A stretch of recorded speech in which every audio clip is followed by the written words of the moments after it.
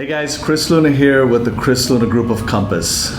Today I'm sitting with Scott Jackson of RPM Mortgage, and I've just got some questions I'm going to run through with Scott that I'm often asked by buyers out there. So Scott, first question is going to be, what if I have bad credit? Can I still get a home loan? Yeah, so a lot of people think they have bad credit, number one, but actually it ends up turning out to where they actually don't have that bad of credit, or it's still more than okay to get a loan. We can actually do loans down to a 500 credit score with some programs. Obviously, there's a little bit more restrictions for those, but even down to a 500 credit score, we're still technically can do a loan. But half of my job is really, hey, I want to buy a house now, and the other half is, hey, I want to buy a house eventually, right? So the first half of that's usually just real quick and we get everything and go. The other half is really planning for the future. So what we do with that is we pull credit, we pull your file, kind of look at all the details and see what we need to do to get you there. Sometimes that's raising credit scores, and we can kind of let you know tips and tricks on what to do or what specific debts to pay off to raise your credit score either quickly or over time to help you out with that. So yeah. Wow, so you can get somebody a loan with a 500 FICO score, huh? Yeah, we've done it a couple times. So. Wow, that's super cool. Something I didn't know. So do I have to pay, question number 2, do I have to pay off all of my debt or student loans to buy a home?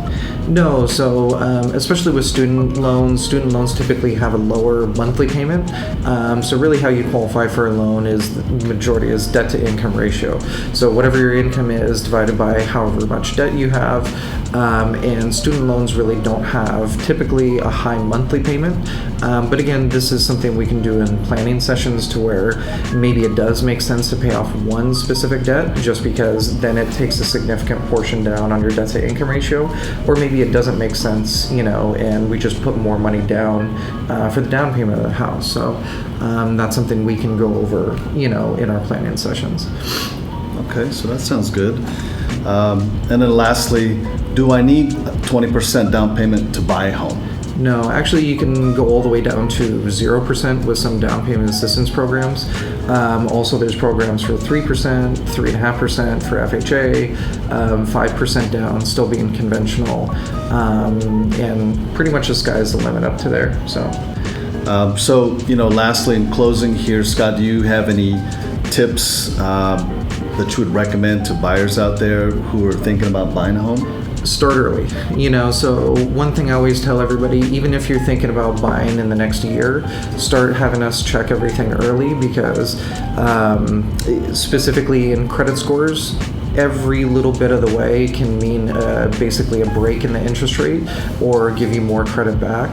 So when you start early, you can do little things over time to try to raise your score better. So not only do you get the best interest rate at the time, but you know exactly what you can afford going into it later as well. Cool. Well, there you have it, folks. It's a lot of information for a lot of buyers out there who are interested in getting into the market. Again, I'm Chris Luna of the Chris Luna Group with Compass, and this is Scott Jackson with RPM. And we'll see you on the next one.